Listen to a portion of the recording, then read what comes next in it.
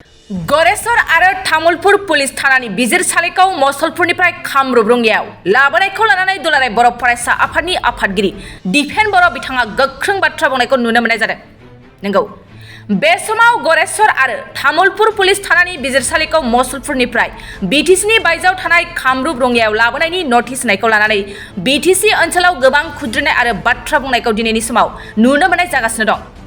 बे बाथ्राखौनो लानानै दुलाराय बर' फरायसा आफादनि आफादगिरि दिपेन बर' बिथाङाबो गोख्रों थांखिनानै बाथ्रा बुंनायखौ नुनो मोननाय जादों। आरो बिथां आफादगिरि दिपेन बर' बिथाङा फोरमायदों दि आसाम सरकारा बेबायदि 6 सिड्युलनिफ्राय 6 सिड्युलनि बायजोआव लांनायखौ जों गोजोननाय गैया आरो जों बेखौ गनायनो हानाय नङा होननानै गोख्रों बाथ्राजों सोंखारिदों। लोगोसे फोरमायबावोदि मा जाहोनाव दाबसेनिफ्राय गुबुन दाबसेयाव लांनो गोनां जाखो बेखौबो मोनथिनो थाखाय थाबैनो मोनथिनो नाजागोनखौ फोरमायो आफादगिरि दिपेन बर' बिथाङा। जों मैया नुदों जे महामान्य गुवाहाटी हाइकर्टनि मोनसे रेजिस्टार बिथांनि डाइरेक्सन आरो बे डाइरेक्सनाव होनाय जादों जे मसलपुर हेडक्वार्टाराव थानाय बा बाक्सा डिस्ट्रिक्टनि हेडक्वार्टाराव थानाय एडिशनेल माने CGM आरो सेसन जाज लोगोसे SDGM साब डिभिजनेल जुडिशियेल मेजिस्ट्रेट बे मोननैबो जिखिनि बेयाव एस्टाब्लिशमेन्ट दङमोन स्पेशली तामुलपुर थानानि सिङाव आरो गरेसर थानानि सिङाव। दा गरेसर आरो तामुलपुर थानानि टटेल होल अफ द एरियाखौ मैयानिफ्राय आङो रिपर्ट लादों जे कुमारिकाटा, नावकाटा, नाग्रिजुलि बे गासिबो माने आउटपोस्ट। दा बेखायनो तामुलपुर आरो गरेसर होनना बुङोब्ला तामुलपुर साब डिभिजन बा बावैसो सिगां तामुलपुरा डिस्ट्रिक्ट हिसाबै मर्यादा मोन्दोंमोन। डिलिमिटेशननि थाखाय बेखौ बाक्साजों मार्च आप खालामनाय जादों आरो हेडक्वार्टारखौ मसलपुराव लांफैनाय जादों। दा बेखायनो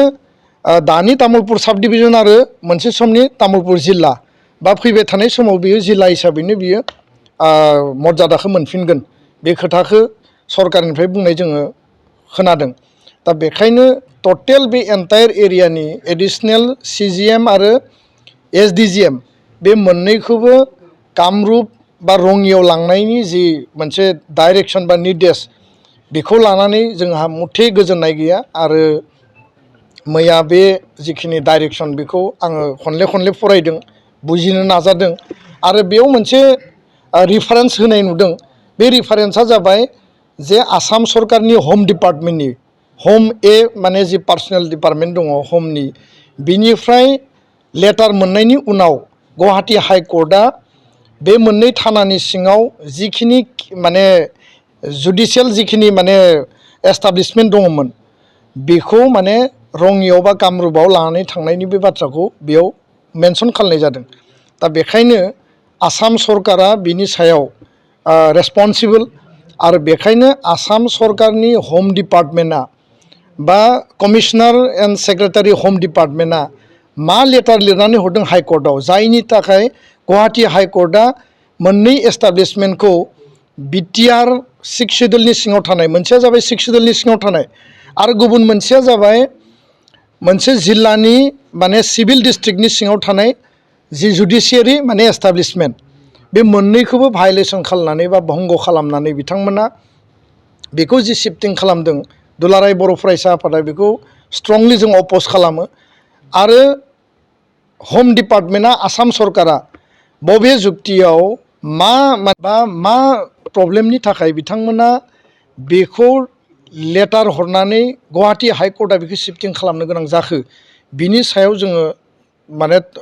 इनभेस्टिगेसन खालामगोन आरो बिनि सायाव जोङो कमिशनार एन्ड सेक्रेटारि हम एन्ड पलिटिकेल डिपार्टमेन्टजों जों सावरायगोन।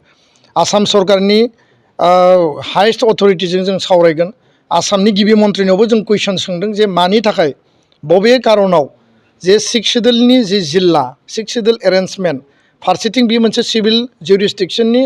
एरियाखौ बाद होनानै नन सिभिल जुरिसडिक्सननि एरियायाव बे मोननै एस्टाब्लिशमेन्टखौ लानानै थांदों आरो फारसेथिं 6 सिड्युलखौ भायलेसन खालामनानै बिथांमोना बेखौ लानानै थांदों। आङो नुदों जे बार एस'सियेसननि बिथांमोना बेखौ अपोज खालामदों। जोङो पुर्न समर्थन दङ। कुनु कारनाव बेबायदि मोनसे जिल्लानिफ्राय गुबुन नन 6 सिड्युल एरियायाव लांनायखौ जोङो कुनु कारनाव मानिनानै लाया आरो मैयानिफ्राय जोङो गोबां खबर लागासिनो दङ। खोब सम्भब समबार मंगलबारनि गेजेराव जोङो बिनि हम एन्ड पलिटिकेल डिपार्टमेन्टआ बबे माने कारनाव बबे जुक्तियाव बिथांमोना मा लेटार लिरदोंमोन मानि थाखाय बे बाथ्राखौ जों मिथिनो हागोन आरो बेबायदि जुदि परिबेस थायोब्ला पर्बत जरानि थानानि सिङाव जिखिनि दङ जेनेबा बे पुलिस स्टेशननि सिंखौबो क'क्राझारा गोजान जायो होननानै बेखौ धुबुरियाव लांनायनि जुक्ति फैगोन नामा बा नोङो चिरांनि बबेबा नोङो बेंटल एरियानि थानानि एरिया गोजान जायो होननानै माखासे एरियाखौ दानख'ना लांगोन नामा बेबायदि कुनु कारनाव माने जानायखौ जोङो लुबैया आरो बेयो जोंखौ हार्ट खालामदों जोंखौ बेयो आघात होदों आरो बेखायनो आङो बे जि अर्डार महामान्य जि गुवाहाटी हाइकर्टनि जि अर्डार आरो बे अर्डारा हम एन्ड पलिटिकेल डिपार्टमेन्टनि लेटारनि रिफारेन्सआव होनाय अर्डार बेखौ स्ट्रंलि अपोज खालामदों आरो बिनि सायाव मा पद्धति मा जोङो डिसिसन लानांगौ माबायदि जोङो जुजिनांगौ सोमावसारनो जुदि प्रयोजन जायोब्ला बिनि थाखायबो जों सोमावसारगोन दा बेखायनो इसिङारि बाथ्राया मा फार्स्ट माने लेटेस्ट फाइन्ड आउट दा इन्टारनेल माने बे जि बिथांमोननि जि बाथ्रा दङ बेखौ जोङो नायगिरग्रोनि बिनि उनाव जोङो स्ट्रंलि बिनि सायाव खामानि मावगोन गोजोन्थों